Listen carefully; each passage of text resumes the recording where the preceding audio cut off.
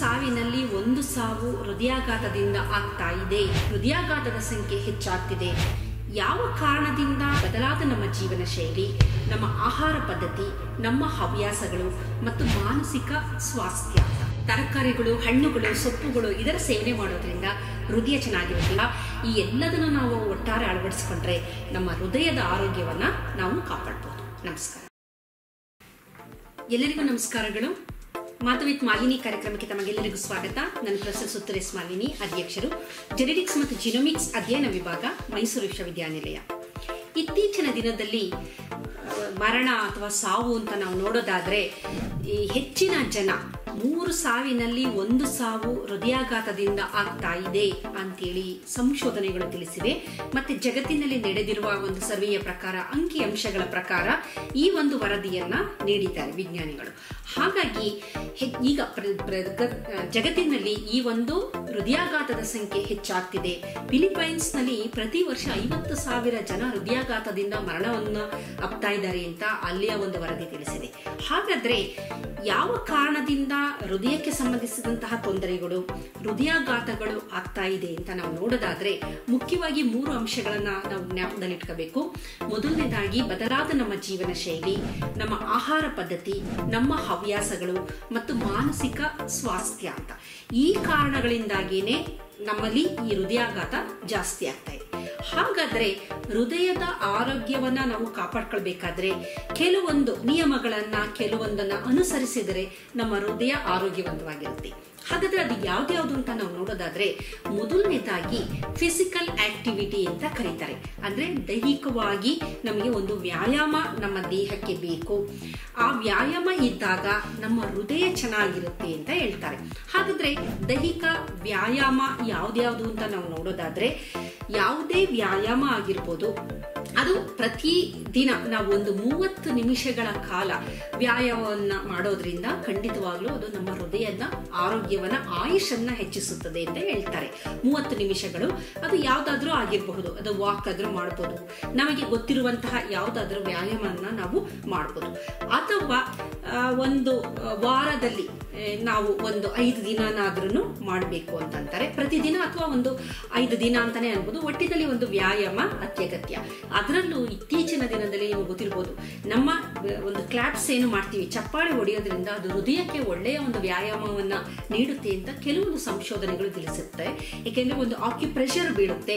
ಹಾಗಾಗಿ ಅದು ನೇರವಾಗಿ ಆ ನರಗಳು ನಮ್ಮ ಹೃದಯಕ್ಕೆ ಸಂಬಂಧಿಸಿದ್ರಿಂದ ಹೃದಯದ ಆರೋಗ್ಯ ಚೆನ್ನಾಗಿರುತ್ತೆ. ಕಾರ್ಡಿಯಾಕ್ ಮಸಲ್ಗಳ ಸ್ಟ್ರೆಂಥನ್ ಆಗುತ್ತೆ ಅಂತ ಹೇಳ್ತಾರೆ.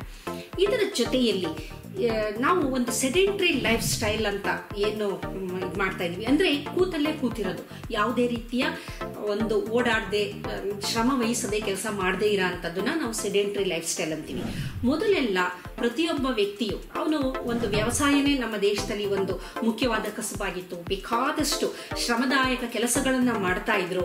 ಹಾಗಾಗಿ ಹೃದಯಾಘಾತ ಅನ್ನೋದೇ ಇರ್ತಾ ಇರ್ಲಿಲ್ಲ. ಮತ್ತೆ ಅವರು ಸೇವಿಸುವ ಆಹಾರ ಸರಿಯಾದ ಪ್ರಮಾಣದಲ್ಲಿ ಅದು ಒಂದು ಜೀರ್ಣ ಆಗಿ ನಮ್ಮ ದೇಹಕ್ಕೆ ಎಷ್ಟು ಬೇಕೋ ಅಷ್ಟು ಯುಟಿಲೈಸ್ ಆಗ್ತಾ ಇತ್ತು.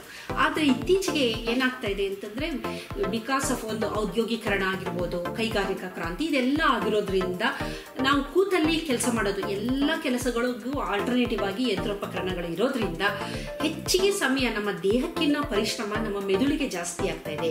ಪ್ರತಿಯೊಬ್ಬ ಮನುಷ್ಯನು ಕೂತಲ್ಲೇ ಗಂಟೆಗಟ್ಟಲೆ ಕೂತಲ್ಲೇ ಅವನು ಒಂದು ಕೆಲಸವನ್ನ ಮಾಡ್ತಾ ಇರ್ತಾನೆ. ಹಾಗಾಗಿ ನಾವು ಕೂತ್ಕೊಂಡು ಕೆಲಸ ಮಾಡೋದು, 2-3 ಗಂಟೆ ಕೂತ್ಕೊಂಡಿರೋದು, 1 ಅಥವಾ 2 ಸಿಗರೇಟ್ ಸೇವನೆಯಷ್ಟೇನೆ ಅದು ನಮ್ಮ ಮೇಲೆ ದುಷ್ಪರಿಣಾಮ ಬೀರುತ್ತೆ ಅಂತ ಹೇಳ್ತಾರೆ. ಹಾಗಾಗಿ ನಮ್ಮ ಒಂದು ಸೆಡೆಂಟ್ರಿ ಲೈಫ್ ಸ್ಟೈಲ್ ಏನಿದೆ ಅದರಿಂದಾಗಿ ಹೃದಯದ ಆರೋಗ್ಯ ಹಾಳಾಗ್ತಾ ಇದೆ ಅಂತ ವಿಜ್ಞಾನಿಗಳು ತಿಳಿಸಿದ್ದಾರೆ. ಈ ಕೂತ್ಕೊಂಡು ನಾವು ಒಂದೇ ಕಡೆ ಕೆಲಸ ಮಾಡೋದ್ರಿಂದ ಏನಾಗ್ತಾ ಇದೆ, ನಮ್ಮಲ್ಲಿ ಒಂದು ಒಬಿಸಿಟಿ ಅಥವಾ ಬೊಜ್ಜುತನ ಜಾಸ್ತಿ ಆಗ್ತಾ ಇದೆ. ಹಾಗಾಗಿ ದೇಹದ ತೂಕವನ್ನ ಬಹಳಷ್ಟು ಚೆನ್ನಾಗಿ ನಾವು ಮ್ಯಾನೇಜ್ ಮಾಡಿದ್ರೆ ನಮಗೆ ಹೃದಯ ಮಾತ್ರ ಅಲ್ಲ, ನಮ್ಮ ದೇಹದ ಎಲ್ಲ ಅಂಗಾಂಗಗಳು ಚೆನ್ನಾಗಿರುತ್ತೆ, ಆರೋಗ್ಯಕರವಾಗಿರುತ್ತೆ ಅಂತ ತಿಳಿಸ್ತಾರೆ. ಅದರಲ್ಲಿ ನಮ್ಮಲ್ಲಿ ಬಾಡಿ ಮಾಸ್ ಇಂಡೆಕ್ಸ್ ಅಂತ ಅಂತೀವಿ. ಅಂದ್ರೆ ನಮ್ಮ ಹೈಟ್ಗೆ ನಮ್ದು ತೂಕ ಎಷ್ಟಿರಬೇಕು ಅನ್ನೋದು ಒಂದು ಕ್ಯಾಲ್ಕುಲೇಷನ್ ಇದೆ. ಅದರ ಪ್ರಕಾರ body mass index more than 25 ಆದಾಗ ಅಂತವ್ರನ್ನ ನಾವು ಒಬೀಸ್ ಅಂತ ಕರಿತೀವಿ. ಅಂದ್ರೆ ಬೊಜ್ಜುತನಕ್ಕೆ ತುತ್ತಾಗಿರುವವರು ಅಂತ. ಅಂಡರ್ ವೇಟ್ ಅಥವಾ ಓವರ್ ವೇಟ್ ಅಥವಾ ಒಬೀಸ್ ಅಂತ ಇದು ಒಂದು ರೇಂಜ್ ಇದೆ. ಈ ಬಾಡಿ ಮಾಸ್ ಇಂಡೆಕ್ಸ್ ಯಾವಾಗ 25ಕ್ಕಿಂತ ಜಾಸ್ತಿ ಆಗುತ್ತೆ ಅದನ್ನ ಬೊಜ್ಜುತನ ಅಂತ ನಾವು ಕರಿತೀವಿ. ಈ ಬೊಜ್ಜುತನದಲ್ಲಿ ಅದು ಹೊಟ್ಟೆಯ ಮೇಲಿರುವಂತ ಸೆಂಟ್ರಲೈಸ್ಡ್ ಒಬಿಸಿಟಿ ಅಂತಾರೆ. ಹೊಟ್ಟೆಯ ಮೇಲೆ ಕೊಬ್ಬು ಏನು ಡೆಪಾಸಿಟ್ ಆಗುತ್ತೆ, ಆ ಕೊಬ್ಬಿನಿಂದ ಅಡಿಪೋಸ್ ಟಿಶ್ಯೂಗಳಿಂದ ಅಡಿಪೋಕೈನ್ಸ್ ಅಂತ ಹಾರ್ಮೋನುಗಳು ರಿಲೀಸ್ ಆಗಕ್ಕೆ ಆರಂಭ ಆಗುತ್ತೆ. ಹಾಗಾಗಿನೇ ಯಾರಿಗೆ ಹೊಟ್ಟೆಯ ಮೇಲೆ ಬೊಜ್ಜಿರುತ್ತೆ ಅವರು ಬಹಳ ಸುಲಭವಾಗಿ ಒಂದು ಮಧುಮೇಹಕ್ಕೆ ತುತ್ತಾಗ್ತಾರೆ. ಇದ್ರ ಜೊತೆಗೆ ಒಬಿಸಿಟಿನೂ ಸಹ ಜಾಸ್ತಿ ಆಗುತ್ತೆ. ಅದಕ್ಕೆ ಹೇಳ್ತಾರೆ ನಮ್ಮ ಸೊಂಟದ ಸುತ್ತಳತೆ ಹೆಂಗಸರಲ್ಲಿ ಅದು 80 ಸೆಂಟಿಮೀಟರ್ಗಿನ ಜಾಸ್ತಿ ಇದ್ರೆ, ಗಂಡಸರಲ್ಲಿ 90 ಸೆಂಟಿಮೀಟರ್ಗಿನ ಜಾಸ್ತಿ ಇದ್ರೆ ಅದನ್ನು ನಾವು ಸೆಂಟ್ರಲೈಸ್ಡ್ ಒಬಿಸಿಟಿ ಅಂತ ಕರಿತೀವಿ. ಹಾಗೆ ಸೊಂಟದ ಸುತ್ತಳತೆ ಸರಿಯಾಗಿರ್ಬೇಕು. ಸೊಂಟದ ಸುತ್ತಳತೆ ಜಾಸ್ತಿ ಆದಂಗೆ ಅದು ನಮ್ಮ ಹೊಟ್ಟೆಯ ಭಾಗದಲ್ಲಿರುವ ಒಂದು ಬೊಜ್ಜುತನವನ್ನ ರೆಪ್ರೆಸೆಂಟ್ ಮಾಡೋದ್ರಿಂದ ಖಂಡಿತವಾಗ್ಲೂ ಅನಾರೋಗ್ಯವನ್ನ ಉಂಟು ಮಾಡುತ್ತೆ ಅಂತ ಹೇಳ್ತಾರೆ. ಇದು ನಮ್ಮ ದೈಹಿಕ ಆರೋಗ್ಯದ ಬಗ್ಗೆ. ಆದ್ರೆ ನಮ್ಮ ಒಂದು ಆಹಾರ ಪದ್ಧತಿ ಏನಿರಬೇಕು ಅಂದ್ರೆ ಬಹಳ ಮುಖ್ಯ. ಅದು ನಮ್ಮ ಹೃದಯ ಚೆನ್ನಾಗಿರ್ಬೇಕು ಅಂದ್ರೆ ನಾವು ಏನು ಸೇವನೆ ಮಾಡ್ತೀವಿ ಅದರ ಕಡೆ ನಾವು ಹೆಚ್ಚಿನ ಗಮನವನ್ನ ಕೊಡಬೇಕು. ನಾವು ಹೃದಯದ ಆರೋಗ್ಯನ ಕಾಪಾಡ್ಕೋಬೇಕಾದ್ರೆ ನೀವೆಲ್ಲ ನೋಡಿದ್ದೀರಾ, ಎಣ್ಣೆ ನಾವೇನೋ ಒಂದು ಆಯಿಲ್ನ ನಾವು ಅಡಿಗೆ ಮಾಡೋ ಒಂದು ಎಣ್ಣೆನ ಅಂಗಡಿಯಿಂದ ತರಬೇಕಾದ್ರೆ ಅದ್ರ ಬಾಟ್ಲ್ ಮೇಲೆ ಒಂದು ಹೃದಯದ ಒಂದು ಚಿತ್ರನ ಕೊಟ್ಟಿರ್ತಾರೆ. ಅಂದ್ರೆ ಇದನ್ನ ಬಳಸಿದ್ರೆ ನಿಮ್ಮ ಹೃದಯ ಚೆನ್ನಾಗಿರುತ್ತೆ ಅಂತ. ಆದ್ರೆ ಅದು ಎಷ್ಟು ನಿಜ ಅನ್ನೋದು ನಾವು ಯೋಚನೆ ಮಾಡಬೇಕು. ಕಾರಣ ಪ್ರೋಸೆಸ್ಡ್ ಫುಡ್, ಅದು ರಿಫೈನ್ಡ್ ಆಲ್ ಆಗಿರ್ಬೋದು ಅಥವಾ ಎನಿ ಪ್ರೋಸೆಸ್ಡ್ ಫುಡ್ ಇರ್ಬೋದು, ಅದು ಹೃದಯಕ್ಕೆ ಒಳ್ಳೆಯದಲ್ಲ ಅದು. ಹಾಗಾಗಿ ಈ ಎಣ್ಣೆಗಳಲ್ಲಿ LDL ಲೋ ಡೆನ್ಸಿಟಿ ಲಿಪೋಪ್ರೋಟೀನ್ ಅಥವಾ ವೆರಿ ಹೈ ಡೆನ್ಸಿಟಿ ಲಿಪೋಪ್ರೋಟೀನ್ 3-4 ತರದ ಲಿಪೋಪ್ರೋಟೀನ್ಸ್ಗಳಿದೆ. Low density lipoprotein, high density lipoprotein, very high density lipoprotein, ಇವುಗಳೆಲ್ಲ. ಇದರಲ್ಲಿ low density lipoprotein cholesterol, triglyceride ಇದು ಜಾಸ್ತಿ ಹೆಚ್ಚಾದಂಗೆ ಅದು ಹೃದಯಕ್ಕೆ ನಾನಾ ರೀತಿಯ ತೊಂದರೆಯನ್ನ ಉಂಟು ಮಾಡುತ್ತೆ. ಹಾಗಾಗಿ ನಾವು ಸೇವಿಸುವ ಆಹಾರದಲ್ಲಿ ಎಣ್ಣೆಯಲ್ಲಿ ಲೋ ಡೆನ್ಸಿಟಿ ಲಿಪೋಪ್ರೋಟೀನ್ ಜಾಸ್ತಿ ಇದೆಯಾ ಅಂತ ನಾವು ನೋಡಬೇಕು. ಅದರ ಪ್ರಮಾಣ ಕಡಿಮೆ ಇರಬೇಕು. ಅದು ಹೈ ಡೆನ್ಸಿಟಿ ಲಿಪೋಪ್ರೋಟೀನ್ ಜಾಸ್ತಿ ಇರಬೇಕು, ಲೋ ಡೆನ್ಸಿಟಿ ಲಿಪೋಪ್ರೋಟೀನ್ ಕಡಿಮೆ ಇರಬೇಕು. ಜಾಸ್ತಿ ಇದ್ದರೆ ಅಂತಹ ಎಣ್ಣೆಯನ್ನ ನಾವು ಸೇವನೆ ಮಾಡಬಾರದು. ಇದರ ಜೊತೆಯಲ್ಲಿ ಈ ಪ್ರಾಸೆಸ್ಡ್ ಫುಡ್ ಅಂತ ನಾವು ಏನ್ ಕರಿತೀವಿ ಇದು ಸಹ ನಮ್ಮ ಹೃದಯದ ಆರೋಗ್ಯವನ್ನ ಹಾಳು ಮಾಡೋದ್ರಿಂದ, ಅದರಲ್ಲಿ ಮುಖ್ಯವಾಗಿ ಸಾಲ್ಟ್ ಆಗಿರ್ಬೋದು, ಶುಗರ್ ಆಗಿರ್ಬೋದು, ಮೈದಾ ಆಗಿರ್ಬೋದು ಅಥವಾ ಬೇರೆ ತರದ್ದು ಪ್ರಾಸೆಸ್ಡ್ ಫುಡ್, ಜಂಕ್ ಆಹಾರಗಳು, ಬೇಕರಿ ಐಟಮ್ಸ್ ಇಂಥದನ್ನ ಆದಷ್ಟು ಅವಾಯ್ಡ್ ಮಾಡಿ ಇದರ ಬದಲಾಗಿ ತರಕಾರಿಗಳು, ಹಣ್ಣುಗಳು, ಸೊಪ್ಪುಗಳು ಇದರ ಸೇವನೆ ಮಾಡೋದ್ರಿಂದ ಹೃದಯ ಚೆನ್ನಾಗಿರುತ್ತೆ. ಒಮೆಗಾ 3 ಫ್ಯಾಟಿ ಆಸಿಡ್ ಹೆಚ್ಚಿಗೆ ಪ್ರಮಾಣದಲ್ಲಿ ಇರುವಂತಹ ಆಹಾರಗಳನ್ನ ಸೇವನೆ ಮಾಡಬಹುದು. ಫ್ಲಾಕ್ಸ್ ಸೀಡ್ಸ್, ಅಗಸೆ ಬೀಜಗಳು ಅಥವಾ ಕುಂಬಳಕಾಯಿ ಬೀಜ ಇಂಥದನ್ನೆಲ್ಲ ಬಯೋಟಿನ್ ರಿಚ್ ಫುಡ್ ಇರುತ್ತಲ್ಲ ಅಂಥದನ್ನ ಸೇವನೆ ಮಾಡ್ಬೋದು ಅಂತಾರೆ. ಮಾಂಸಾಹಾರಿಗಳಾದ್ರೆ ಮೀನು ಮತ್ತೆ ಸಮುದ್ರದಲ್ಲಿರುವಂತಹ ಏಡಿ ಆಗ್ಬೋದು, ಮಲಾಸ್ಕನು ಇಂಥದನ್ನ ಸೇವನೆ ಮಾಡಿದ್ರೆ ಹೃದಯಕ್ಕೆ ತುಂಬಾ ಒಳ್ಳೆಯದು ಅಂತ ಅಂತಾರೆ. ಇದರ ಜೊತೆಯಲ್ಲಿ ಹವ್ಯಾಸಗಳಲ್ಲಿ ಧೂಮಪಾನ, ಮದ್ಯಪಾನ ಖಂಡಿತವಾಗ್ಲೂ ನಮ್ಮ ಆರೋಗ್ಯಕ್ಕೆ ಮಾರಕ. ಹಾಗಾಗಿ ಆದಷ್ಟು ಧೂಮಪಾನ, ಮದ್ಯಪಾನ ಇವುಗಳನ್ನು ಕಡಿಮೆ ಮಾಡ್ಕೋಬೇಕು. ತುಂಬಾ ಜಾಸ್ತಿ ಇದ್ದವರು ಕಡಿಮೆ ಮಾಡ್ಕೋಬೇಕು. ಇಲ್ಲ ಅದನ್ನ ಸಂಪೂರ್ಣವಾಗಿ ಅದನ್ನ ನಿಷೇಧ ಮಾಡೋದ್ರಿಂದ ನಮ್ಮ ಹೃದಯದ ಆರೋಗ್ಯವನ್ನ ಕಾಪಾಡ್ಕೊಳ್ಬಹುದು. ಇದರ ಜೊತೆಯಲ್ಲಿ ನಮಗೇನಾದ್ರೂ ಬೇರೆ ತರದ ಒಂದು ಬಹುವಿಧದ ಅಸ್ವಸ್ಥತೆಗಳಾದ ಬ್ಲಡ್ ಪ್ರೆಷರ್ ಆಗಿರ್ಬೋದು ಅಥವಾ ಮಧುಮೇಹ ಆಗಿರ್ಬೋದು, ಥೈರಾಯ್ಡ್ ತೊಂದರೆಗಳು ಇಂಥದ್ದೇನಾದ್ರು ಇದ್ದಂತ ಸಂದರ್ಭದಲ್ಲಿ ಅವುಗಳನ್ನು ಸರಿಯಾಗಿ ನಾವು ನಿಯಂತ್ರಣ ಮಾಡೋದ್ರಿಂದ ಹೃದಯದ ಆರೋಗ್ಯವನ್ನ ನಾವು ಕಾಪಾಡ್ಕೊಳ್ಬಹುದು. ಇದು ಒಂದು ನಮ್ಮ ಒಂದು ದೈಹಿಕವಾದ ಆರೋಗ್ಯಕ್ಕೆ ಸಂಬಂಧಿಸಿದ್ದಾದ್ರೆ, ಇನ್ನೊಂದು ಬಹಳ ಮುಖ್ಯವಾದುದು ಹೃದಯಕ್ಕೆ ಬೇಕಾಗಿರುವಂಥದ್ದು ನಮ್ಮ ಮಾನಸಿಕ ಆರೋಗ್ಯ. ಅಂದರೆ ಒತ್ತಡ ರಹಿತವಾದ ಬದುಕು. ಒತ್ತಡವೂ ಸಹ ಹೃದಯದ ಒಂದು ಆರೋಗ್ಯದ ಮೇಲೆ ಕೆಟ್ಟ ಪರಿಣಾಮವನ್ನು ಬೀರುತ್ತೆ, ದುಷ್ಪರಿಣಾಮ ಬೀರುತ್ತೆ ಅಂತ ಬಹಳಷ್ಟು ಸಂಶೋಧನೆಗಳು ದೃಢಪಡಿಸಿವೆ. ಹಾಗಾಗಿ ಅತಿಯಾಗಿ ಕಾರ್ಟಿಸಾಲ್ ಜಾಸ್ತಿ ಆದಾಗ ನಮ್ಮ ದೇಹದಲ್ಲಿ ಅದು ನಮ್ಮಲ್ಲಿ ಈ ಕೊಲೆಸ್ಟ್ರಾಲ್ ಲೆವೆಲ್ ಅನ್ನ ಜಾಸ್ತಿ ಮಾಡುತ್ತೆ, ಟ್ರೈಗ್ಲಿಸರೈಡ್ ಲೆವೆಲ್ ನ ಜಾಸ್ತಿ ಮಾಡುತ್ತೆ, ಬ್ಲಡ್ ಪ್ರೆಷರ್ ನ ಜಾಸ್ತಿ ಮಾಡುತ್ತೆ.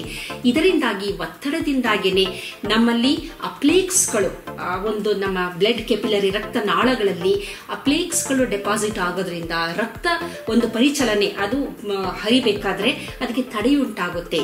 ಹಾಗಾಗಿ ಒತ್ತಡವೂ ಸಹ ಒಂದು ರೀತಿಯಲ್ಲಿ ನಮ್ಮ ದೈಹಿಕವಾಗಿ ನಮಗೆ ಒಂದು ಮಾರಣಾಂತಿಕ. ಹಾಗಾಗಿ ಒತ್ತಡ ಬೇಕು. ಅದು ಎಷ್ಟು ಅಂತಂದ್ರೆ ಯೂಸ್ಟ್ರೆಸ್ ಅಂತೀವಿ, ಒಂದು ಮಟ್ಟದ ಒತ್ತಡ ಬೇಕು. ಆದರೆ ಕಾರ್ಟಿಸಾಲ್ ಯಾವಾಗಲೂ ಜಾಸ್ತಿ ಇದ್ದಾಗ ಅದು ನಮ್ಮ ಹೃದಯ ಬಡಿತವನ್ನ ಜಾಸ್ತಿ ಮಾಡುತ್ತೆ, ಬ್ಲಡ್ ಪ್ರೆಷರ್ ಜಾಸ್ತಿ ಮಾಡುತ್ತೆ, ನಮ್ಮ ರಕ್ತದಲ್ಲಿ ಸಕ್ಕರೆಯ ಪ್ರಮಾಣನ ಜಾಸ್ತಿ ಮಾಡುತ್ತೆ. ಅಂದ್ರೆ ಕಾರ್ಟಿಸಾಲ್ ಇರೋದು ಏನೋ ಒಂದು ತುರ್ತು ಸಂದರ್ಭ ಇದೆ, ಅದನ್ನ ನಾವು ಫೇಸ್ ಮಾಡಬೇಕು ಅನ್ನೋ ಕಾರಣದಿಂದ ಕಾರ್ಟಿಸಾಲ್ ರಿಲೀಸ್ ಆಗೋದು. ಆದ್ರೆ ನಾವು ಸಣ್ಣ ಪುಟ್ಟ ವಿಚಾರಗಳಿಗೆ ಒತ್ತಡವನ್ನು ಉಂಟು ಮಾಡಿಕೊಂಡಾಗ ಸದಾ ಕಾಲವು ಈ ಕಾರ್ಟಿಸಾಲ್ ದೇಹದಲ್ಲಿ ಇದ್ದಾಗ ಈ ಒಂದು ಟ್ರೈಗ್ಲಿಸರೈಡ್ ಆಗಿರ್ಬೋದು ಅಥವಾ ಕೊಲೆಸ್ಟ್ರಾಲ್ ಆಗಿರ್ಬೋದು, ಅದರ ಪ್ರಮಾಣ ಜಾಸ್ತಿ ಆಗ್ತಾ ಹೋಗುತ್ತೆ. ಹಾಗಾಗಿ ಅದು ನಮ್ಮ ಹೃದಯಕ್ಕೆ ಎಲ್ಲೋ ಒಂದು ಕಡೆ ಮಾರಕವಾಗಿರೋದ್ರಿಂದ ಒತ್ತಡ ರಹಿತ ಬದುಕಿನಿಂದಾಗಿ ನಮ್ಮ ಹೃದಯ ತುಂಬಾ ಚೆನ್ನಾಗಿರುತ್ತೆ. ಹಾಗಾಗಿ ಧ್ಯಾನ ಮಾಡಿ, ಅಂದ್ರೆ ಮೆಡಿಟೇಷನ್ ಮಾಡಿ, ಅಥವಾ ನಮ್ಮ ಮನಸ್ಸಿಗೆ ಆಹ್ಲಾದಕರವಾದಂತಹ ಯಾವುದಾದ್ರೂ ಕೆಲಸನ ನಾವು ಮಾಡ್ಬೋದು, ಮ್ಯೂಸಿಕ್ ಕೇಳ್ಬೋದು, ಅಥವಾ ತೋಟಗಾರಿಕೆ ಗಾರ್ಡನಿಂಗ್ ಮಾಡ್ಬೋದು. ಏನಾದ್ರೂ ಮಾಡಿ ಮನಸ್ಸಿಗೆ ಅದು ಖುಷಿ ಕೊಡಬೇಕು, ಆಹ್ಲಾದಕರವಾಗಿರ್ಬೇಕು. ಅಂತದನ್ನು ನಾವು ಮಾಡೋದ್ರಿಂದ ನಮ್ಮ ಹೃದಯದ ಆರೋಗ್ಯ ಚೆನ್ನಾಗಿರುತ್ತೆ ಅಂತ ವೈದ್ಯರು ತಿಳಿಸ್ತಾರೆ. ಹಾಗಾಗಿ ಎಲ್ಲಾ ಟಿಪ್ಸ್ಗಳು, ಇದರ ಜೊತೆಗೆ ಒಂದು ಸಾಮಾಜಿಕ ಆರೋಗ್ಯ, ಜನರ ಜೊತೆ ಬೆರೆಯೋದು, ಒಳ್ಳೆ ಮಾತಾಡೋದು, ನಗಾಡೋದು. ಆ ನಗು ಸಹ ನಮ್ಮ ಹೃದಯವನ್ನ ಕಾಪಾಡುತ್ತೆ. ಒಳ್ಳೆಯ ಮಾತುಗಳು ನಮ್ಮ ಹೃದಯಕ್ಕೆ ಒಂದು ಎನರ್ಜಿಯನ್ನು ನೀಡುತ್ತೆ ಅನ್ನುವುದು ಇತ್ತೀಚೆಗೆ ಬಹಳಷ್ಟು ಸಂಶೋಧನೆಗಳು ನಡೆದು ಅದರ ಒಂದು ಫಲಿತಾಂಶಗಳನ್ನ ವಿಜ್ಞಾನಿಗಳು ತಿಳಿಸಿರೋದ್ರಿಂದ ಈ ಎಲ್ಲದನ್ನು ನಾವು ಒಟ್ಟಾರೆ ಅಳವಡಿಸಿಕೊಂಡ್ರೆ ನಮ್ಮ ಹೃದಯದ ಆರೋಗ್ಯವನ್ನ ನಾವು ಕಾಪಾಡಬಹುದು. ನಮಸ್ಕಾರ.